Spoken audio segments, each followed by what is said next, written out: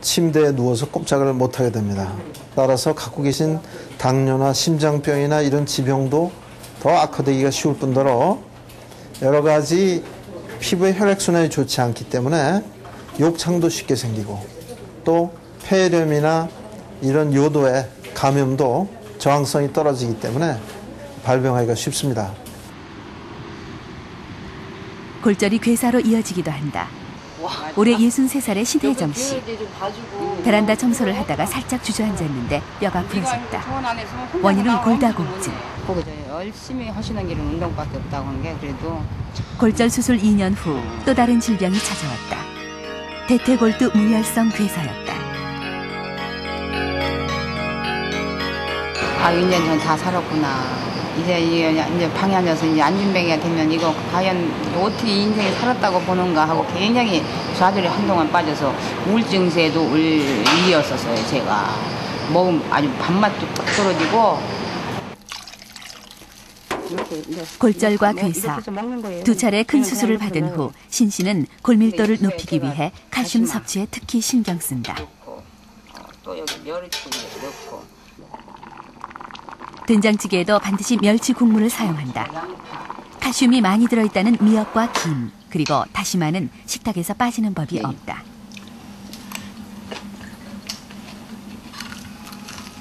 이 칼슘제는 하여튼 계속 저희 집에는 식탁에는요, 콩, 멸치, 저 다시마, 김은 안 떨어져요.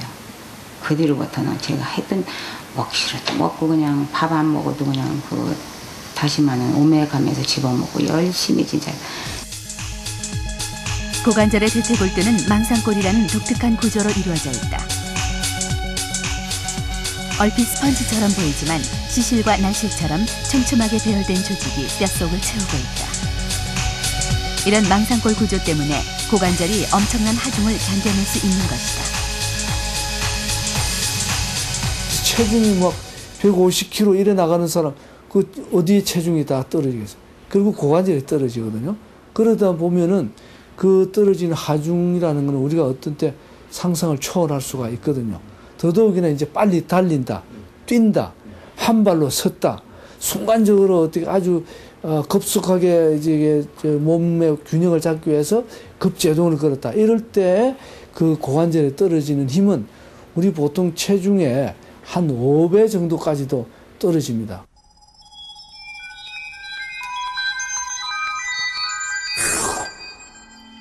뼈는 조골세포에 의해 생성된다.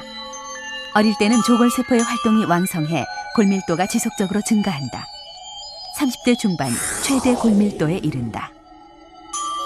그런데 30대 중반 이후에는 뼈를 파괴하는 파골세포의 활동이 활발해진다. 골밀도는 점점 낮아지고 뼈도 약해진다. 특히 하중을 많이 받는 고관절은 골밀도가 낮으면 쉽게 부러진다. 골절로 인해 대퇴골두로 가는 혈액이 차단되면 괴사가 발생한다. 따라서 뼈 생성이 활발한 20, 30대부터 골밀도를 높이는 것이 무엇보다 중요하다.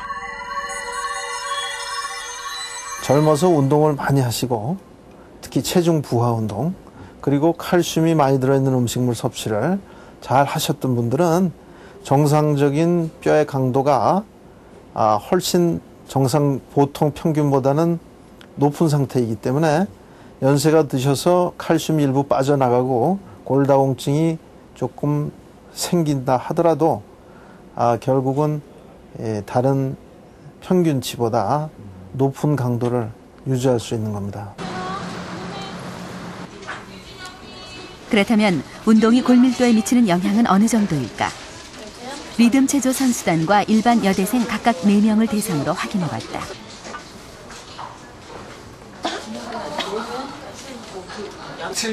실제로 하루 동안 소비하는 운동량은 얼마나 차이가 있을까? 먼저 운동 그룹인 리듬 체조 선수들. 운동 경력은 10년 이상, 하루 평균 서너 시간씩 일주일에 5일 이상 운동을 하고 있다.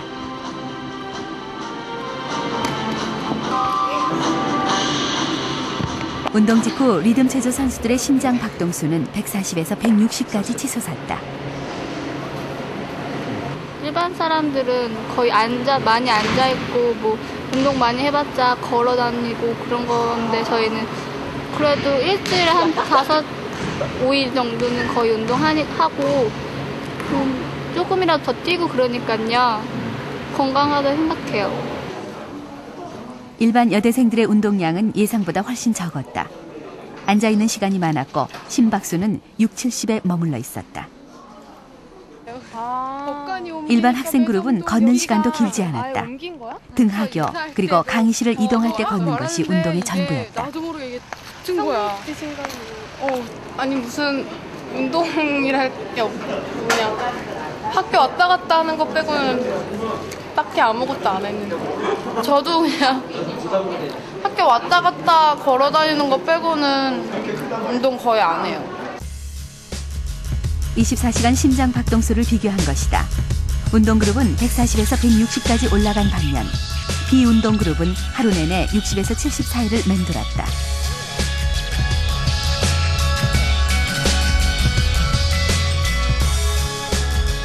하루 칼로리 소모량도 큰 차이를 보였다. 운동 그룹이 3배나 많은 칼로리를 소모한 것으로 나타났다.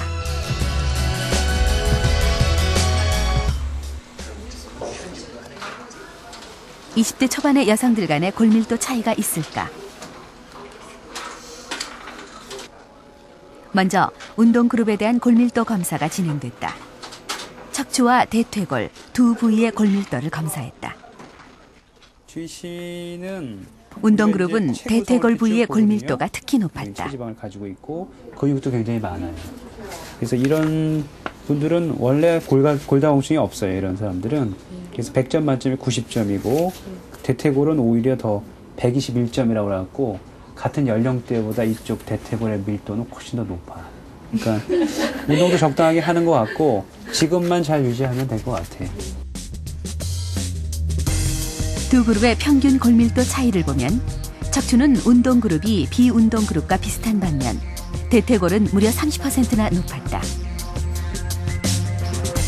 같은 나이대 여성들의 고관절 건강이 30%나 차이가 난 것이다.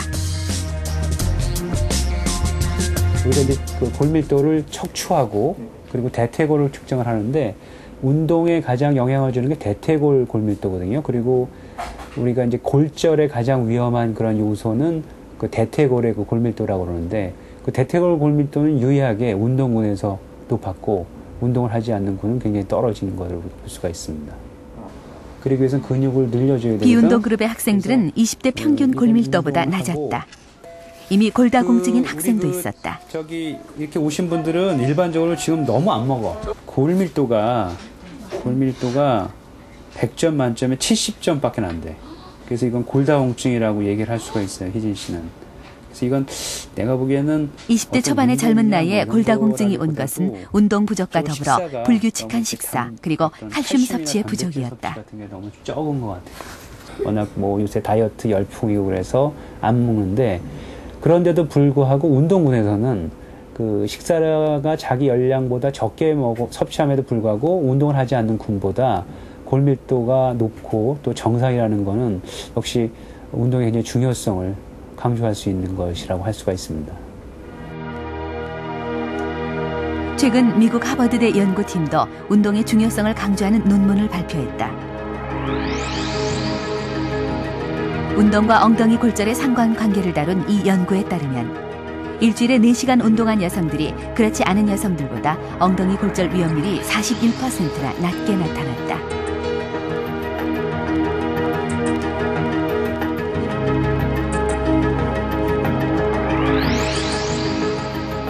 고관절 건강이 노년의 건강을 좌우한다.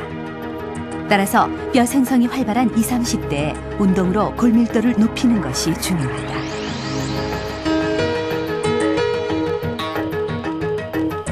고관절은 작은 모세혈관으로 이루어져 있기 때문에 운동을 통해서 혈액순환을 원활히 해주는 것이 좋습니다. 원정혜 박사와 함께 고관절을 건강하게 해주는 요가 동작을 알아보도록 하겠습니다. 어서 오세요. 네, 안녕하세요. 네, 보통 우리가 요가 네. 하면은요, 정말 사람이 하기 힘든 어려운 동작이 먼저 떠오르는데, 네네. 그 고관절에 좋은 좀 쉬운 동작들이 있다면서요? 네, 요가 동작에도 물론 도움이 되는 게 있는데요. 네. 그냥 화면을 보시면서도 하실 수 있게끔 운동법과 함께 병행해서 말씀드릴까 합니다. 네. 우선 자리에 편안하게 앉아보시고요. 양 발바닥을 붙이시고 깍지를 껴서 발끝을 잡아줍니다. 숨을